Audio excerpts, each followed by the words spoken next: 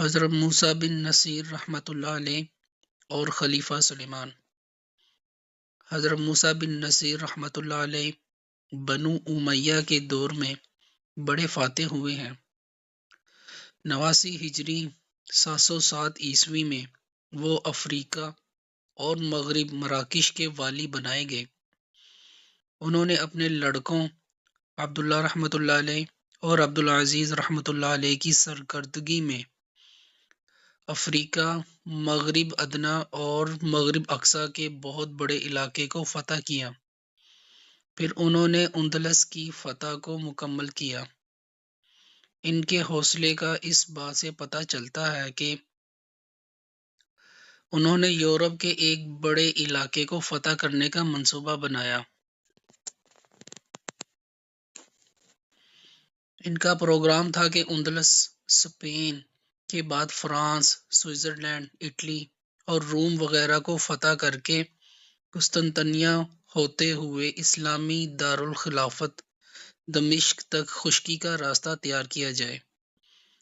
اس منصوبہ پر عمل درآمد کرنے کے لیے انہوں نے پورے اسپین اور جنوبی فرانس کو فتح کر لیا تھا، لیکن بدقسمتی سے 96 ہجری 714 عیسوی میں سلیمان بن عبد الملک نے تخت خلافت پر بیٹھتے ہی اسلام کے نامور جنرلوں محمد بن قاسم، موسیٰ بن نصیر اور قطیہ بن مسلم رحمۃ اللہ علیہ کو قتل کر کے اسلامی فتوحات کو روک دیا۔ 94 ہجری 716 عیسوی میں یورپ کی بڑی فتوحات کے بعد یہ بھاری مال غنیمت لے کر دمشق کی طرف روانہ ہوئے۔ اس مال غنیمت میں 20,000 غلام اور لونڈیاں اور سونے چاندی کا بڑا انبار تھا۔ صرف 70 تاج سونے اور عمدہ جواہرات سے جڑے ہوئے تھے۔